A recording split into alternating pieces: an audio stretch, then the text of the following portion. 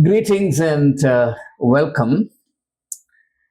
In this video, I seek to introduce to you someone I greatly cherish, someone I have come to think of as my little brother. His name is Johnson Kotaram.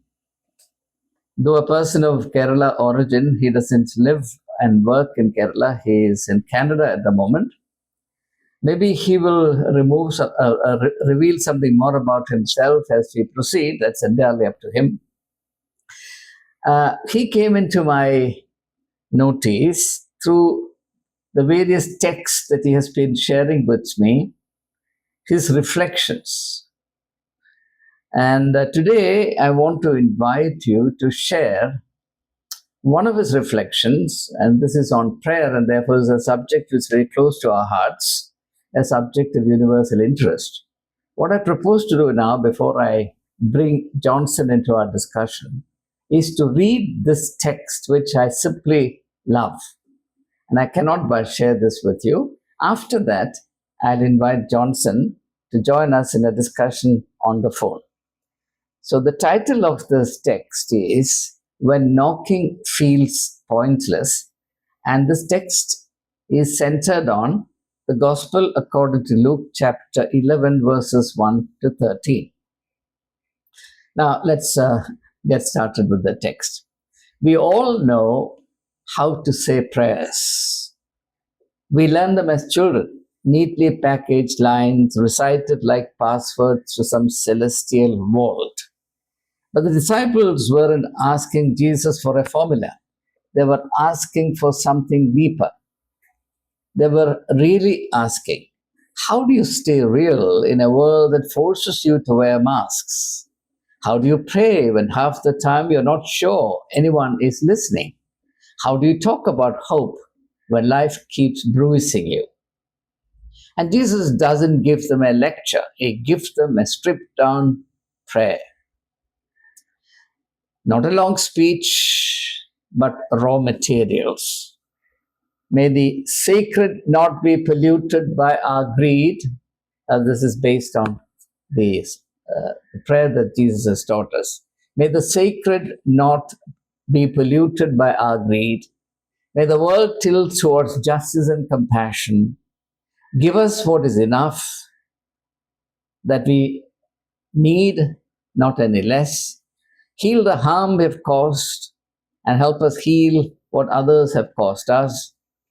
Don't let us lose ourselves to illusions of control, of perfection, of self-sufficiency. It's not a prayer to impress heaven, it's a prayer that unclutters the heart. But then Jesus tells that odd little story about a man knocking on his neighbor's door at midnight, desperate for bread. And this is where prayer stops being comfortable. Because sometimes prayer feels exactly like that, a midnight knock. When your life feels empty and you need something to get through the night, like the father of an adult son who is brilliant but trapped in addiction. And every night he lies awake wondering, how did we get here? Like the devout churchgoer who has never missed a Sunday, who has followed every rule, every ritual, and sits alone after evening prayers and quietly wonders, why does God still feel so distant? Like the successful professional who has everything, degrees, wealth, accolades, security, but wakes up every morning with a quiet, unshakable dread that nothing of it really matters. Prayer begins there, at the door of your need. With no dignity, no performance, just the bare honesty of, I cannot do this alone. And here is the twist. That neighbor in the story is reluctant. He's referring to the parable that Jesus uses in this text that he bases his reflections on. The neighbor in the story is reluctant. He doesn't want to get up. He's comfortable. He'd rather not be disturbed. And isn't that us? We are both the knocker and the sleeper. Part of us longs for connection, for help, Another part of us wants to stay locked behind the door of self-sufficiency, pretending we don't need anyone. But when hunger is deep enough, you need knocking. And you keep knocking. And when you keep knocking, something in you shifts. Because prayer isn't about convincing God to wake up. Prayer is about waking yourself up. And Jesus says, ask, seek, knock. Not because heaven is a vending machine, but because asking keeps you humble, seeking keeps you curious, and knocking keeps you alive to what is beyond yourself. Think of this way.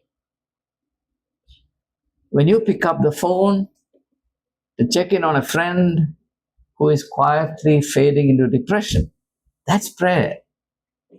When you swallow your pride to reconcile with someone you hurt years ago, that's prayer. When you stand up for someone with no power, even when it costs you your comfort, that is prayer. Prayer is not about moving God closer to you, it's about moving you closer to the heart of life itself. So maybe today we can let go of the idea that prayer is magic words to make the universe behave. Maybe it's simpler and harder than that. It is stepping into our vulnerability. It is daring to name our hunger without shame. It's knocking again and again, even when the door feels heavy and the night feels long. And in that persistence, we may discover something unexpected. It's that quiet, unexplainable strength that shows up when we least expect it, the calm that steadies us in chaos, the courage to take one more step, the clarity to see what really matters. And perhaps that's the most unsettling part, that the real gift of prayer is not that it changes the world outside us, but that it quietly changes the world within us. And if that change never happens, we can recite every prayer we know and still remain asleep behind our own locked door. Johnson, Kotaram. And when I think of Johnson, and I'm going to invite you into this conversation right away, when I think of Johnson, a couple of lines from a poem that I read or studied a long, long time ago come into my mind. And that poem is by an English poet called Thomas Gray. And the name or the title of the poem is quite well known. Many of the members of this YouTube fellowship would know that poem. Elegy written in a country churchyard. Thomas Gray's poem, Elegy written in a country churchyard. The lines that I want to bring to your notice are like this. Full many a flower is born to blush unseen and waste its sweetness upon the desert air. I repeat, full many a flower is born to blush unseen and waste its sweetness upon the desert air. Now, in the case of Johnson Kotaram, his sweetness is not being wasted. It's being made available to all of us. So I want to thank Johnson, and now I invite him to join the conversation. Johnson, thank you very much for sharing your reflections with me. And I'm delighted that we can together make this feast of thinking available to the members of this YouTube fellowship. So good morning from India. Thank you. Yeah. Thank you, Professor Thambu, for inviting me to your esteemed podcast. Yeah. Can you briefly introduce yourself? Yeah. Well, as you said, I'm Johnson, and I was earlier a Catholic priest, worked for over 12 years. It was then that my kind of a twist in my life, so to say, it changed everything, and then I left priesthood and got married, and now I have 2 kids, and they are in the university now, and I'm kind of retired now. Staying home, reading books, reflecting, and enjoying life. That is, in short, what I am right now. Yeah. Johnson, you're in a very, very unique situation in which you can compare the 2 ways of life, the way of priesthood and the way of, say, married life, normal life, etc. In comparison, what would be your assessment? Which is more spiritual? Yeah, spirituality, now in hindsight, I realize is something, it has to be kind of decoupled from our sort of religious life or priestly life, or people who become nuns, etc. So they have an idea of spirituality that I believe is not the actual spirituality that is called upon each of us, and it is much simpler, but yet harder when we begin to understand what spirituality is all about. So, in that respect, I would say my life at the moment, I feel much more privileged, much more kind of helpful in leading a life that is more meaningful and sensible to me, a purposeful life, which I feel much more than earlier. Yes. Earlier, the spirituality was mostly centered around rituals, prayers, all types of things. At the end of the day, yeah, you have no time to think because there are so many activities going on. You go from one activity to another, but never. I mean, in my case, at least, there wasn't much time that I devoted to taking care of myself, my spiritual aspect of it. For me, it was all about saying those prayers, saying the mass, and attending all the services, and so on and so forth. Which today, from hindsight, I realize it was a waste of time. Waste of time. That's a very strong way of putting it. Now, in the text that I've shared with our friends, you say that you take the case of a person who is particularly religious and with zealous attention to detail fulfills all the requirements of being a nominal Christian, attends Sundays, takes part in various church activities, is very meticulous in carrying out his responsibilities by the church. But at the end of the day, he sits down and realizes that he's simply not connected to God, right?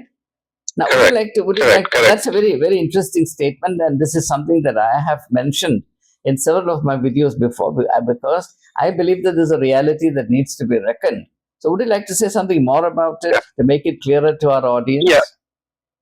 Yeah, I would like to correct once again, saying that I'm speaking for myself.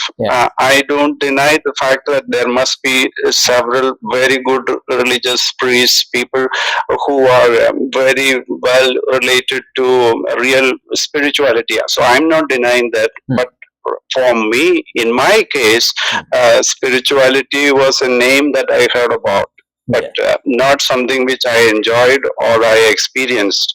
And therefore, even when I left priesthood, there was nothing happening to me other than a loss of identity. That hurt me very, very badly, and that was all the problem that I faced after leaving priesthood. In fact, my own sister, who was a nun, she asked me, "Don't you not miss saying those mass? Don't you not miss those adorations that you used to conduct so well?" and so on and so forth. But I told her I don't miss any of those. But what I missed was the power and the glory that was attached to my name, and the big impression that I had of myself. Yes, I am somebody, because I was with this cassock or with this position and so on and so forth. But when I came out of it, I'm just a fellow on the street, totally lost. That's right. That was my experience. Johnson, when I read this note that you sent with me, which I have now shared with our friends, the first word that came into my mind was sincerity. This is an explanation or an interpretation of the experience of praying, which is sincere. And do you really feel a tension between ritualism and sincerity in our religious or spiritual life? Oh yes, very much, and that is where the abyss that is seen the ritualism don't lead you. I mean, in my case, again, I'm saying for myself, it did not lead me into a spiritual life, and it wasn't even interpreted for us. It wasn't spoken of even.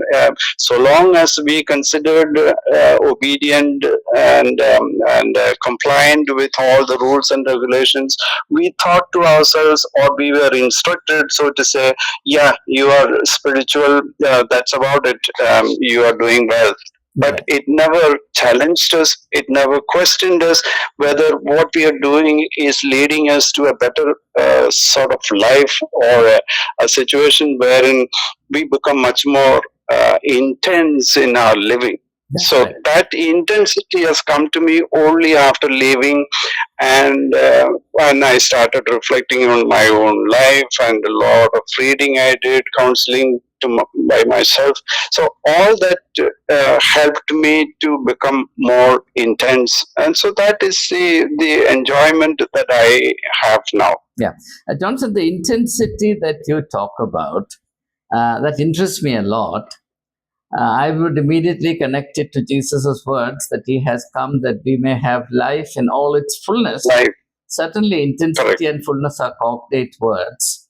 Now, therefore, may I ask you if ritualism, which in your own experience prevented you or hindered you from entering into this intense experience of the divine and the realities of the world, is a liability rather than a help? Yeah, I would think in that way, but probably there are people who are able to do differently. But in my case, the moment that I fulfilled all those rituals and all the formalities, I thought to myself, "That's it. I'm done. I'm kind of okay," and it never led me any further. So that is where probably it was my own personal lack of learning, understanding of the life situations. I don't blame any others, but it may be that it did not lead me personally into a deeper spiritual life.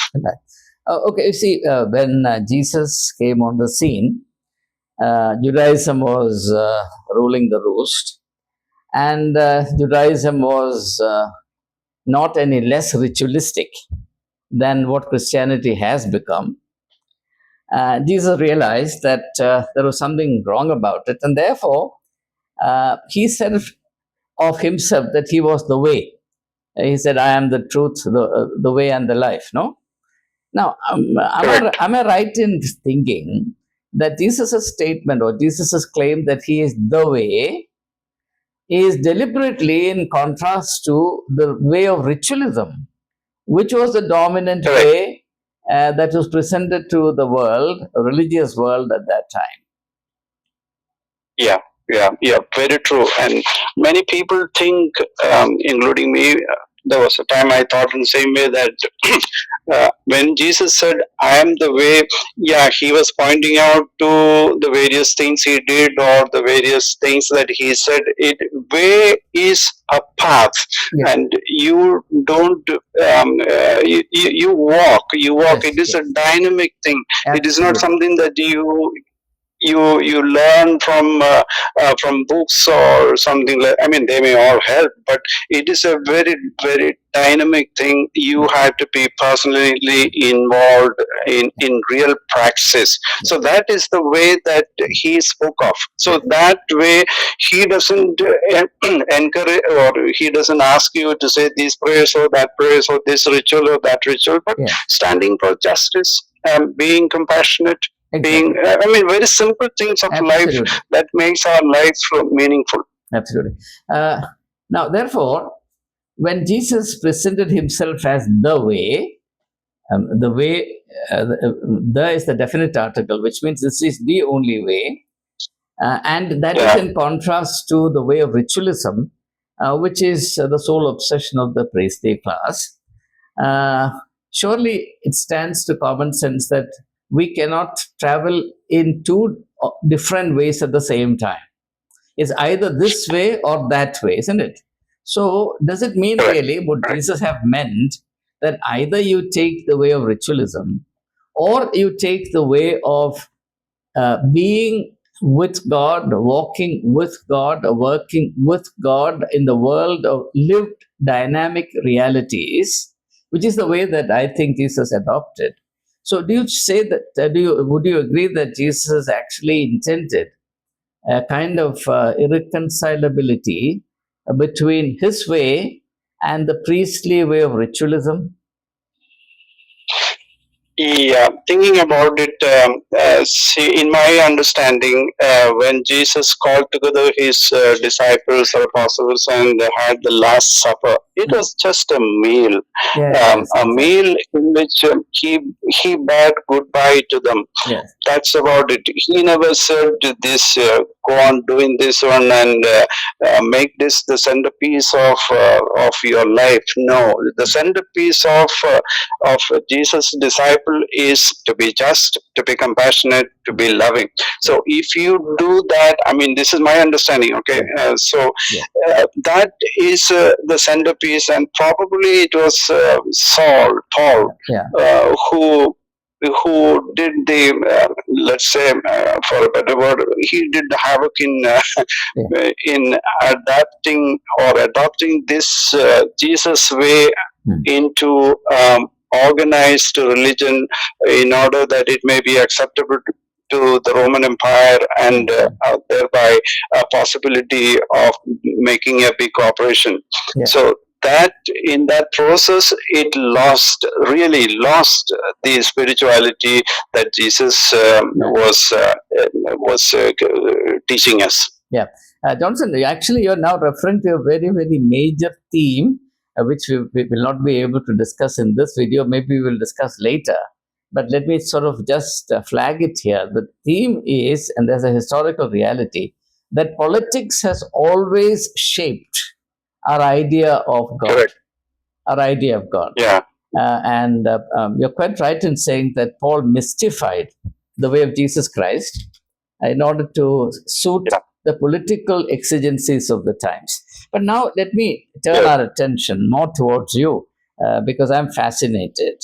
And one of the things that really strikes me when I read whatever you write is your style.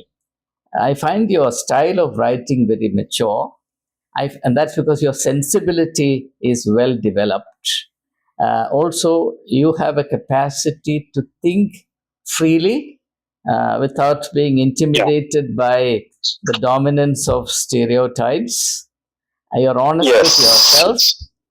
Therefore, our viewers would be interested in knowing something more about you. Particularly, for example, I've been in the world of academics. I can tell you that the clarity of mind that you have cannot be attained without profound and varied and involved reading. So, would you tell our viewers something about your reading habits? Okay. I was introduced to Carl Sagan by one of my senior priests who taught me mathematics in school. So ever since I got that book in my hand, there was a real transformation taking place gradually within me. So that time I was a brother, not ordained. But that was my starting point, Carl Sagan's Cosmos. So as I went ahead with the theology and later as a priest working as an assistant parish priest, I began to read books, not too many books, but a few very transforming books. And not that I understood everything of it, but there was a change within me. But the real transformation took place the moment I left priesthood. I was, as I told you, this identity crisis was a major issue for me, and I was literally struggling. I was without money, without status, and in real soup. So that is the time that I had to take hold of myself, and I didn't have money to go and consult even somebody. So that is the time I started reading, thinking for myself, and then I read a lot of books which supported me. And so the first series of books was all on cosmology, on aerospace, what do you call, astrophysics. Any book that I could get hold of, I read it. And that knowing the universe in its vastness immediately changed my all the previous ideas about religion and gods and goddesses. All that just disappeared the moment I realized our universe is so vast, and the various authors who presented the universe in all its vicissitudes and in all its grandeur, it spoke to me so deeply. And I watched every episode of Cosmos, and then books in that region. Let me just interrupt you here and say that based on what you have just revealed, and that's also new to me, but I quite agree with you because in a way that's my own experience. Your life parallels mine in many ways. What Jonathan has just now said is that his idea of religious life, his idea of reality, his idea of God itself changed when the horizon of his awareness expanded. And, he read a lot on cosmology and the awareness that he gained of the larger dimensions of life. And therefore, the inference from this revelation is that much of our piety, much of our religiosity is actually sustained by ignorance, lack of awareness. And maybe this is the reason why the traditionally pietistic people even today harbor some kind of fear or nervousness or apprehension about people reading and thinking. It is assumed that too much reading will turn your head and you will become a rebel against God. Whereas my experience is entirely different. My experience is closer to that of Ignatius Loyola, who said that all knowledge will finally lead you to God. Anyway, so please continue. Yeah. So one of the authors who I mentioned is Carl Sagan, and followed by this guy. What is his name? Neil deGrasse Tyson, Steven Pinker. Then the number of authors I have read, I must have read over 700 to 800 books. So not that I followed everything of it. I don't read fiction. I don't read anything earlier than let's say 17th century. I don't read. It's all later. The newer knowledge only, and also all from the publications from various universities, the research that is going on, all that I read. I again say I have not understood everything of it, but it speaks to me, to my soul, and that is what I have enjoyed.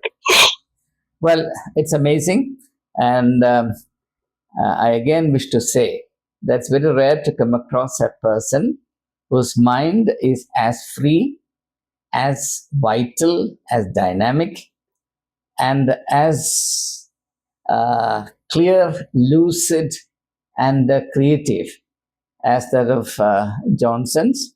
And for me, it's a personal delight to be connected to him, and I intend to stay connected with him. And now, before I conclude this conversation, let me very quickly highlight some of the most meaningful aspects of Johnson's idea of prayer as set forth in this brief text, which I, at the outset, read to you. Johnson begins by contrasting the popular idea of prayer, what he calls the Sunday school idea of prayer, with an alternate, a more mature, more spiritually relevant idea of prayer. And then, in a very, very subtle, non-coercive, indirect fashion, he pleads for a change. And he says as follows: maybe today we can let go of the idea that prayer is magic words to make the universe behave. Now that's where he actually advocates a change in our idea and practice of prayer. The second point that I want to highlight is this: his idea of prayer reveals the quality of the person who prays. You can understand a person from the prayer he or she makes. and this is something I've dealt with in several of my videos earlier. Many people in this world, unfortunately, for not knowing any better, turn praying into an experience of cosmic begging. And Johnson says that we should move from here, and I fully agree with him.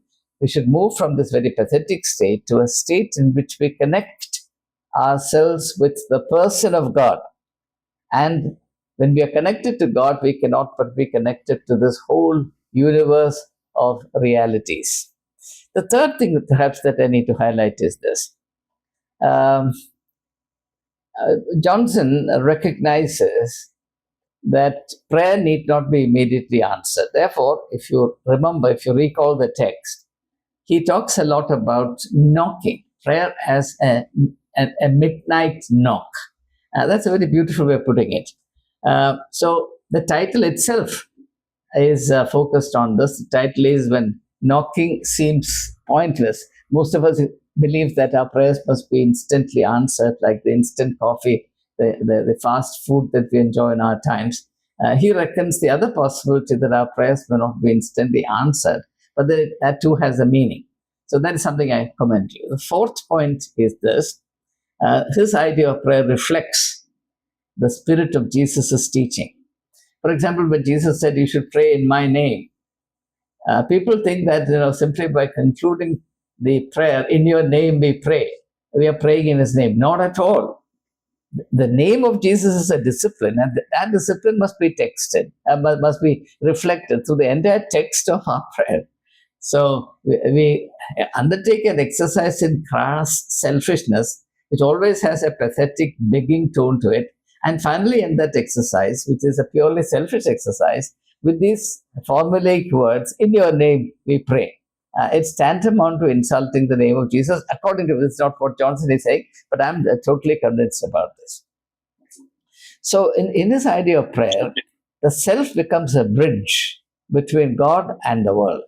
And that's actually the idea of incarnation, though Johnson doesn't actually mention this as such in the text. The fifth point is this. Johnson's idea of prayer is free from the demonic control orientation in prayer and worship that pervades in our midst. It's very much like the prayer that Jesus offered in the Garden of Gethsemane, that he says, not my will, but thine be done. And finally, Johnson's idea of prayer is an invitation to all of us to bring the realities of our life with an open mind, with a commitment to truth and sensitivity to the people around us. Prayer as an exercise in reckoning the realities of the world, and that's what Jesus meant when he said, watch and pray. Vigilance. Vigilance is not about what you can get. Vigilance is about the realities in the midst of which you live. So I find that a particularly attractive and meaningful part of Johnson's prayer. And also, I have to say that Johnson's idea of prayer is does not fight shy of our vulnerabilities, our weaknesses, but is bold enough to present all that, what and all, to the God who sees everything before whom we cannot put up a facade or act up better than we are. Let me repeat perhaps some of the most significant words. He says the most unsettling part of prayer is this midnight knock experience. That the real gift of prayer is not that it changes the world outside us, but that it quietly changes the world within us. This is absolutely true. And this is something that I comment with all my enthusiasm to my viewers. This is actually the heart of prayer, but unfortunately, this heart is missing from the prayer as it is universally practiced. So it is not a prayer to impress heaven, it's a prayer that unclutters the heart. It's a beautiful expression, unclutter the heart. So there is much in this idea of prayer that Johnson shares with us, which merits our attention, our continued meditation. I'm so very glad that I could introduce him to you, and I look forward to further experiences of this kind. And therefore, I conclude by thanking Johnson, and particularly for sharing his life of reading. Johnson, as you will agree with me, this is a fast dwindling art or fast dwindling means of enrichment among us, particularly among Christians. Though Christians traditionally boast of themselves as the people of the book, they have gradually given up on reading. And I'm glad that my viewers can benefit from your very targeted and extensive reading. You're a good reader, otherwise, your mind would not have been enriched and fortified to the extent it has. Therefore, once again, I thank you for being who you are, and thank you for your spiritual sensitivity. Thank you also for the courage you showed in following your conscience and in walking into the world of realities, where you have rediscovered your faith and rediscovered in a far more vital, relevant, and challenging manner. And today we are the beneficiaries of the journey of your life. All the very best to your family. Please give our love and greetings to everyone at home.